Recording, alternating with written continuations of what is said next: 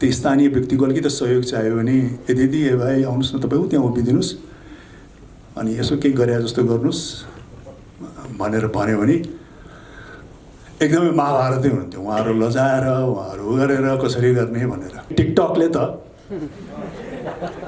मलाई अचम्म लाग्छ, नातिबाट लिएर आमा बाबुबाट लिएर हजुरबाबासम्म चाहिँ नि नाच्न तयार हुनुहुन्छ एकदम स्पोन्टेनियसली। इभन कलाकारहरू टिकटकमा जो पनि नाचिरहेछ, जसले पनि एक्सप्रेसन दिइरहेछ भनेपछि तपाईँ प्रोफेसनल एक्टर भएर तपाईँहरूले एउटा एक्स्ट्रा के ल्याउन सक्नुहुन्छ त? हाम्रो पालोमा डिजिटलसम्म आउनको लागि मै प्रवेश गरेको कमसेकम 10-15 वर्षपछि आयो। अब एकजना व्यक्तिले मलाई साथै भावुक बनाउनु भएको थियो, के अरे उहाँको नाम हो, उहाँ कति आतुर हुनुहुन्थ्यो आफ्नो चाहिँ नि भावना व्यक्त गर्नको लागि।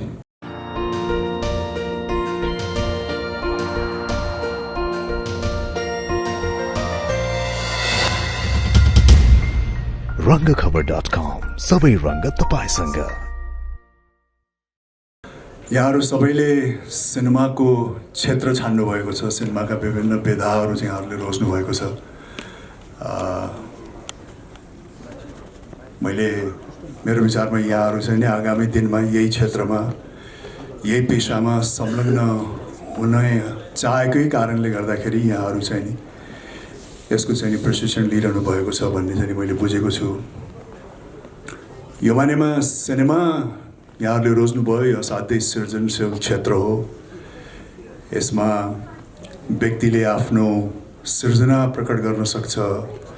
यसलाई पस्किने व्यक्तिले आफ्नो भावना, समाजका मुद्दा, केही बौद्धिक कुराहरू, विभिन्न पक्षलाई लिएर चाहिँ नि सिनेमा निर्माण या सिनेमा बनाउन सक्छ। यो सिनेमाको एउटा सशक्त पक्ष चाहिँ नि हो। तर अलिकति तितो सत्य चाहिँ नि के हो भने, किनकि यहाँहरूले आफ्नो भविष्य सिनेमामै खोजिरहनु भएको छ। त्यस कारण यहाँहरूलाई म के भन्न चाहन्छु भने, सिनेमा क्षेत्रमा कार्यरत हुनको लागि हरदम चुनौतीको सामना गर्न चाहिँ तयार हुनुपर्छ। सिनेमाको क्षेत्र यस्तो किसिमको क्षेत्र होइन कि तपाईँहरूले अहिले ग्रेजुएसन गर्नुभयो विभिन्न सिनेमाको विधामा र भोलिपल्ट तपाईँहरूले या भोलिका दिनमा यहाँहरूले चाहिँ सिनेमामा काम गर्ने मौका पाउनुभयो भने त्यस पश्चात यहाँहरूको गाडी निरन्तर हिसाबले अगाडि बढिरहन्छ भन्ने कुनै ग्यारेन्टी हुँदैन। सिनेमाको प्रोफेसन यस्तो प्रोफेसन हो कि यहाँहरूले आजीवन प्रोफेसन अवधिभरि नै यदि यहाँहरूले आफ्नो लामो कालसम्म यही विधामा लाग्नुभयो भने हर पल, हर कदम, हर फेज, हर खुड्किलामा यहाँहरूले चाहिँ नि चुनौतीको सामना गर्दै जानुपर्ने हुन्छ र त्यो चुनौतीलाई चाहिँ नि पार गर्दै जानुपर्ने हुन्छ र कुनै कुनै बेलामा चाहिँ नि ब्याकगियर पनि लाग्न सकिन्छ। त्यो बेलामा यहाँहरू हतोत्साहित पनि हुनुहुन्न। त्यस कारण सिनेमाको क्षेत्रले साथै ठुलो त्याग पनि खोज्छ। यसले एक किसिमको धैर्यताको पनि माग गर्छ, एक किसिमको आत्मविश्वासको पनि माग गर्छ। किनकि विभिन्न चुनौतीमा व्यक्ति हतोत्साहित पनि हुनसक्छ। त्यो हतोत्साहित नहुनको लागि आफ्नो सृजनामा, आफ्नो कलामा भयङ्कर ठुलो आत्मविश्वास चाहिन्छ। किनकि रफ्तार एकै खालको पुरा प्रोफेसनभरि हुन्छ भन्ने कुनै ग्यारेन्टी छैन यसमा। यो अन्य पेसा जस्तो हरेक पद चाहिँ तपाईँको सरुवा हुँदै जाँदै बढुवा हुँदै जाने र एउटा समय अवधिमा रिटायर भएर जाने भन्ने किसिमको पेसा अवश्य पनि होइन। यो चाहिँ सिनेमा या सृजनाको चाहिँ तितो सत्य हो। त्यसको लागि यहाँहरूले सामना गर्न तयार हुनुपर्छ र यहाँहरूको यो प्रशिक्षण पनि र यहाँहरूभित्र भएको प्यासनले त्यो सबै चुनौतीहरूको सामना गर्न चाहिँ सायद मद्दत गर्छ होला। त्यसैको यहाँहरूले चाहिँ तयारी गर्ने हो। त्यस कारण आफ्नो प्यासनमा, आफ्नो सृजनामा, आफ्नो कलामा एउटा अद्भुत आत्मविश्वासको खाँचो पर्छ, धैर्यताको खाँचो पर्छ अनि समर्पणको खाँचो पर्छ र यसलाई निरन्तरता कसरी दिन सकिन्छ, कन्सिस्टेन्सी कसरी दिन सकिन्छ भन्ने कुरामा चाहिँ नि यहाँहरूले कस्तो किसिमको धैर्यता देखाउनु भयो, त्याग देखाउनु भयो भन्नेमा चाहिँ नि निर्धारित गर्छ। म पनि सिनेमामा लागेको मुख्य कारण यसको यो सशक्त पक्षले गर्दा हो कि मैले सुरुवातमा जब सिनेमामा काम गर्छु भन्ने कुरा जुन मेरो मनमा पलायो, त्यो कलाकार भएर चाहिँ सिनेमामा उपस्थित हुन्छु भन्ने भन्दा पनि सिनेमा एज अ माध्यम, चलचित्र एज अ मिडियम प्रति चाहिँ म आकर्षित भएँ। त्यो आकर्षण हुनुको कारण किनभने अहिले पनि हामीले सानो छोटो फिल्म हेऱ्यौँ, तपाईँहरूले त अरू पनि हेर्नुभयो होला, मैले यो पछिल्लो चाहिँ नि हेरेँ। अब यसबाट पनि के देखिन्छ भने सिनेमाको माध्यम कस्तो माध्यम भने है, तपाईँले समाजका मुद्दाहरू, यसलाई निर्माण गर्ने, यसलाई निर्देशन गर्ने व्यक्तिको विचार, भावना र समाजले ग्रहण गर्न सक्ने किसिमका चाहिँ नि या आइडेन्टिफाई गर्न सक्ने किसिमका मुद्दाहरू पस्केर जनमानसलाई सचेत गराउन सकिन्छ, प्रभावित गराउन सकिन्छ। अझ सशक्त तरिकाले यहाँहरूले आफ्नो सृजना पस्किनु भएको छ भने हेर्ने व्यक्तिको विचार पनि परिवर्तन गर्न सक्नुहुन्छ। त्यसकारण सिनेमा एज अ मिडियमको चाहिँ नि त्यो सशक्तता छ र त्यो सशक्तता देखेरै म सिनेमाको मिडियमप्रति चाहिँ आकर्षित भएको हो। किनकि सिनेमामा देखाइएको कुरा एक्टिङ हो भन्ने थाहा हुँदाहुँदै पनि यो खालि एउटा निर्देशकले, एउटा कथाकारले रचेको चाहिँ नि सृजना हो भन्ने थाहा हुँदाहुँदै पनि त्यहाँ देखाइएको सामग्री ग्रहण गर्ने व्यक्तिले, अडियन्सले यदि त्यो प्रभावकारी छ भने यस्तो किसिमले बहक्छ। त्यहाँ देखाएका चाहे भावनाहरू होस्, त्यहाँ देखाएका मुद्दाहरू होस्, त्यहाँ देखाएका विभिन्न किसिमले चाहिँ नि बौद्धिक हिसाबले, भावनात्मक हिसाबले, केही हदसम्म शारीरिक हिसाबले तरङ्गित गर्ने सामग्रीहरू देखाइएकोमा चाहिँ नि एउटा अडियन्स एकदमै बग्छ र भिज्छ। तर त्यसको लागि चाहिँ नि पस्केको सामग्री त्यही मापदण्डको चाहिँ नि सशक्त हुन चाहिँ जरुरी छ। त्यस कारण सिनेमाको त्यो प्रभाव छ र यहाँहरूले चाहिँ नि त्यो अपर्च्युनिटी पाउनु भएको छ। तर अलिकति फरक के छ भने म जब सिनेमामा प्रवेश गरेँ र आजको जुन बिन्दुमा हामी आइपुगेको छौँ, नेपाली समाज या इभन सिनेमा, हाम्रै सिनेमा किन नहोस् या विश्व सिनेमा आज जुन बिन्दुमा उभिएको छ, केही फरक अवश्य पनि छ। म प्रवेश गर्दाखेरि अब छोटकरीमा भन्ने हो भने मैले पहिलो चलचित्र गर्दाखेरि मेरो दोस्रो चलचित्र कहाँबाट आउँछ भन्ने मलाई थाहा थिएन। मैले प्रवेश गर्दाखेरि सायद नेपालमा, हुन त हाम्रो लामो इतिहास छ, हामी 70-80 वर्ष भइसक्यो पहिलो चलचित्र बनाएको, तर त्यो हुँदाहुँदै पनि हामीले एकदमै निरन्तरता दिन सकिरहेको थिएनौँ, कन्सिस्टेन्सी दिन सकिरहेको थिएनौँ। एउटा चलचित्र बन्थ्यो, 10 वर्षपछि अर्को बन्थ्यो, 5-7 वर्षपछि अर्को बन्थ्यो। त्यस कारण मेरो चलचित्रमा प्रवेश हुँदाखेरि मलाई लाग्छ कि कुल 12-14वटा सिनेमा बनेको थियो होला, सायद त्यति पनि बनेको थियो कि थिएन। र त्यो 12-14वटा सिनेमा त म प्रवेश गरेको दोस्रो वर्षमा म आफैले खेलेँ, एकै वर्षभित्र। त्यस कारण एक मानेमा म भाग्यमानी पनि छु। त्यस कारण म प्रवेश गर्दाखेरिको चाहिँ नि असाध्यै एउटा अनिश्चितता थियो, टेक्नोलोजी अलिकति फरक थियो, टेक्निकल पक्षहरू जसले चाहिँ सम्हाल्नु भएको थियो, उहाँहरूमा त्यति धेरै कम्पिटिसन थिएन। किनकि सिनेमा बनाउने, फोटोग्राफी गर्ने ज्ञान चाहिँ नि त्यही क्षेत्रमा लागेको व्यक्तिमै सीमित हुन्थ्यो। हेर्ने दर्शकमा या चलचित्र क्षेत्रप्रति त्यति, त्यसका मेकिङमा, त्यसको टेक्नोलोजीमा त्यति रुचि नराखेका व्यक्तिहरूको चाहिँ नि त्यति जानकार हुँदैन थियो। त्यसले गर्दाखेरि धेरै कुराहरू हामीले कदा कदा अलिकति फर ग्रान्टेड पनि लिन सक्थ्यौँ, किनकि अडियन्सहरूलाई टेक्निकल पक्ष थाहा हुँदैन थियो। सिनेमा कसरी बन्छ भन्ने कुरामै एकदमै एउटा आश्चर्य थियो। सिनेमामा पर्दामा मान्छेहरू कसरी उत्रिन्छ भन्ने कुरामा पनि आश्चर्य थियो। त्यसैले त्यो बेलामा अलिकति कम चुनौती थियो, विशेष गरिकन टेक्निकल पक्ष, सिनेमा मेकिङ पक्षहरूलाई लिएर, किनकि खालि त्यही सम्बन्धित व्यक्तिहरूलाई मात्रै त्यसको ज्ञान हुन्थ्यो र अडियन्समा बस्ने व्यक्तिहरूको चाहिँ नि त्यताप्रति, मेकिङप्रति, कसरी सिनेमा बनाइन्छ, कसरी एडिटिङ गरिन्छ, कसरी त्यसलाई खिचिन्छ, एक्सन सट्सहरू कसरी लिइन्छ हैन भन्ने कुरामा चाहिँ अनभिज्ञ नै हुनुहुन्थ्यो। तर आज त त्यो अवस्था छैन। आज त मलाई लाग्छ एउटा बच्चाले पहिला आमाको फोटो खिच्छ अनि त्यसपछि आमा भन्न सिक्छ हैन। अनि हरेकको हातमा चाहिँ नि सिनेमा बनाउने सामग्री छ। हरेक व्यक्तिलाई सिनेमा कसरी बन्छ भन्ने कुराको चाहिँ नि पूर्ण जानकार छ। जानकार मात्रै होइन, ऊ स्वयंले पनि रफली केही न केही काम गर्न सक्छ आफ्नो ग्याजेटको माध्यमबाट। उसलाई सिनेमामै रुचि हुनुपर्ने, तपाईँ जस्तै सिनेमाको विधा लिएर पढ्नुपर्ने भन्ने पनि छैन। त्यस कारण सिनेमाको मेकिङ कसरी हुन्छ, सिनेमा कसरी खिचिन्छ, एडिटिङ कसरी गरिन्छ, विभिन्न कुराहरू चाहिँ सिनेमामा कसरी पस्किनुपर्छ भन्ने कुरामा चाहिँ नि सबै जानकार हुनुहुन्छ अहिले। त्यसैले प्रोफेसनल यो क्षेत्रमा प्रोफेसनल हुनको लागि चाहिँ नि थप चुनौती छ। एउटा प्रोफेसनल मान्छे अन्य मान्छेबाट कसरी छुट्टिने त? सिनेमा त हरेकले बनाउन सक्छ। आफ्नो एउटा स्मार्टफोन छ भने जसले पनि सिनेमा बनाइदिन्छ। अझ अहिले त हामी देखिरहेछौँ, म हरेक मेरो आफ्नो पुरानो साथीभाइहरूलाई पनि भन्छु कि यहाँ डाइरेक्टरहरू पनि पुरानो देखिरहेको थिएँ। हामी पहिला फिल्म बनाउँदाखेरि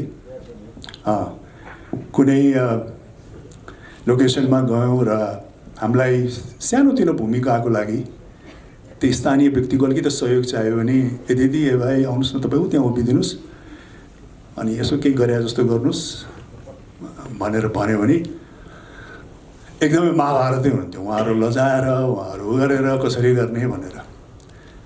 अब अहिले टिकटकले त मलाई अचम्म लाग्छ, जहाँ गए पनि टिकटक अन गरिसकेपछि नातिबाट लिएर आमा बाबुबाट लिएर हजुर बाबासम्म चाहिँ नाच्न तयार हुनुहुन्छ एकदम स्पोन्टेनियसली। हामीलाई त्यसरी स्पोन्टेनियसली नाच्न अप्ठ्यारो लाग्छ, उहाँहरू नाच्न तयार हुनुहुन्छ। त्यस कारण यो क्षेत्रमा प्रोफेसनल हुनलाई, यही विधालाई चाहिँ नि एज अ करियर अँगाल्नको लागि, यसमा उत्कृष्ट हुनको लागि तपाईँहरू जस्तो न्यू जेनेरेसनको लागि चाहिँ नि भयङ्कर ठुलो चुनौती छ। आखिर तपाईँहरू र नर्मल व्यक्तिमा कसरी छुट्टिने त? फोटो त जसले पनि खिच्छ, सिनेमा जसले पनि बनाउँछ, भिडियो जसले पनि बनाउँछ, इभन कलाकारहरू टिकटकमा जो पनि नाचिरहेछ, जसले पनि एक्सप्रेसन दिइरहेछ भनेपछि तपाईँ प्रोफेसनल एक्टर भएर तपाईँहरूले एउटा एक्स्ट्रा के ल्याउन सक्नुहुन्छ त? एक्स्ट्रा के दिन सक्नुहुन्छ त? त्यसैले नै प्रमाणित गर्छ कि तपाईँ प्रोफेसनल हो या होइन। त्यसैले यो जेनेरेसनको लागि त अत्यन्त नै थप चुनौती छ। अझ आगामी दिनमा त झनै बढी हुनेछ, किनकि ग्याजेट अझ सोफिस्टिकेटेड हुँदै जानेछ र आम मान्छेले चाहिँ नि त्यही ग्याजेटबाट विभिन्न कुराहरू बनाउन सक्नेछ। त्यसैले यहाँहरूको लागि चाहिँ नि मलाई लाग्छ कि अगाडिको घडी चाहिँ हरदम चुनौती भइरहनेछ, किनकि सिनेमा भनेको तपाईँको हेर्नुहोस् दुईवटा विधासँग गाँसेको हुन्छ। एउटा इमेज क्याप्चरिङ टेक्नोलोजी, एउटा साउन्ड क्याप्चरिङ टेक्नोलोजी। एक्टिङ त आफ्नो पक्षमा छँदैछ। जसो जसो साउन्ड क्याप्चरिङ टेक्नोलोजी र इमेज क्याप्चरिङ टेक्नोलोजीको चाहिँ नि अभिवृद्धि हुँदै जान्छ, परिष्कृत र परिमार्जित हुँदै जान्छ, त्यसो चाहिँ नि त्यसले पस्केका सामग्रीहरूमा चाहिँ नि निखार आउने हो पर्दामा हेर्ने। त्यही कारण आगामी दिनमा त इभन यो अहिलेको जुन टेक्नोलोजी छ, बरु हाम्रो पालोमा डिजिटलसम्म आउनको लागि मै प्रवेश गरेको कमसेकम 10-15 वर्षपछि आयो। तर अहिले तपाईँहरूकोमा त मलाई लाग्छ 6 महिनामा एक वर्षमा चाहिँ नि नयाँ टेक्नोलोजी आउनेवाला छ। 1 वर्ष प्रयोग गरेको क्यामेरा 1 वर्षपछि त्यसको चाहिँ अर्कै किसिमले आउनेछ। त्यस कारण तपाईँहरू जुनै पनि टेक्निकल पक्ष होस्, एक्टिङ पक्ष होस्, कुनै पनि पक्ष विधा अँगालेको व्यक्तिले खालि अहिलेको यहाँहरूको ट्रेनिङले चाहिँ नि यहाँहरूको होल प्रोफेसनल लाइफ परिथेक्न पनि सक्दैन। यहाँहरूले त आफूलाई जहिले पनि अपग्रेड गर्न तयार भइरहनुपर्छ। समय सापेक्ष हुन चाहिँ नि आफूलाई चाहिँ नि रेडी बनाइराख्नुपर्छ,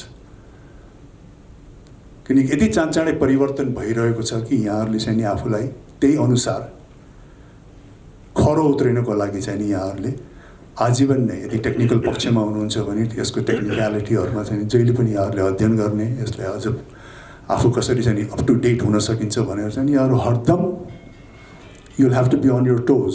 तपाईँहरू रेडी भइरहनुपर्छ। यो होइन कि अब 3 वर्ष 4 वर्ष कतिको प्रशिक्षण पाएँ अब म यसले चाहिँ नि मेरो अब बाँकीको प्रोफेसनल जीवन यसले ठेक्छ भनेर चाहिँ नि अहिलेको जेनेरेसनले हात बाँधेर बस्न सक्दैन। त्यस कारण यहाँहरूलाई चाहिँ नि थप चुनौती छ आउँदा दिनहरूमा आफ्नो प्रोफेसनलिजम देखाउनको लागि यहाँहरूमा बढ्ता निखार र परिष्कृत चाहिँ यहाँहरू हुनुपर्छ अन्यभन्दा अनि होल प्रोफेसनभरि चाहिँ नि यहाँहरूले चाहिँ नयाँ नयाँ प्रविधिहरू सिक्ने नयाँ नयाँ तरिकाहरू सिक्नलाई चाहिँ नि तयार भइरहनुपर्छ चनाखो भइरहनुपर्छ त्यस कारण अगाडिको दिनमा चाहिँ नि यहाँहरूको एकदमै चुनौतीपूर्ण चाहिँ अवश्य पनि छ तर त्यसमा खर उत्रिनु भयो भने त फेरि मजा पनि छ किनकि अहिले त अब हामी यो कोभिड-19 को उसमा गुज्रिरहेछौँ होइन विभिन्न अहिले पछिल्लो 2 वर्षमा हामीले नसोचेको चाहिँ नि अकल्पनीय चाहिँ नि परिस्थिति सिनेमाले भोग्नु परिरहेको छ होइन हलमा हामीले सिनेमाहरू देखाउन सकेका छैनौँ सिनेमा मेकिङहरू ठप्प छ तर यसबाट पनि हतोत्साहित हुनुहुन्न किनकि फिल्मप्रतिको आकर्षण र फिल्म मेकिङ चाहिँ नि इट्स हियर टु स्टे जबसम्म मानव जाति रहन्छ जबसम्म मानव प्राणी रहन्छ तबसम्म चाहिँ नि फिल्म मेकिङको न्यारेसनको कथा हेर्नको लागि व्यक्ति चाहिँ नि तत्पर भइ नै रहन्छ तर खालि कस्तो किसिमको कथा यहाँहरूले पस्किनुहुन्छ कस्तो किसिमको सामग्री पस्किनुहुन्छ त्यसमा त अवश्य पनि भर पर्छ जुनै पनि पस्किने बित्तिकैमा स्वीकार्य हुन्छ भन्ने त हुँदैन तर राम्रो पक्ष के हो भने चाहिँ नि आजीवन नै मानव प्राणी जुन मनस्थितिले हामी बनेको छौँ हाम्रो सबैभन्दा इन्ट्रेस्टको कुरा नै कथा सुन्नु हो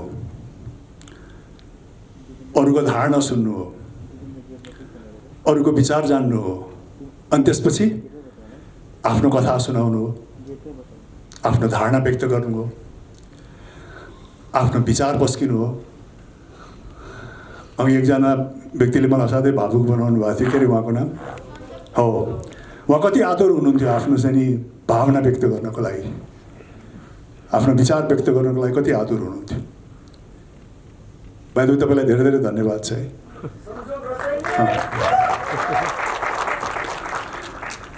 यो धन्यवाद चाहन्छु नि धन्यवाद होइन धेरै गहिरो धन्यवाद छ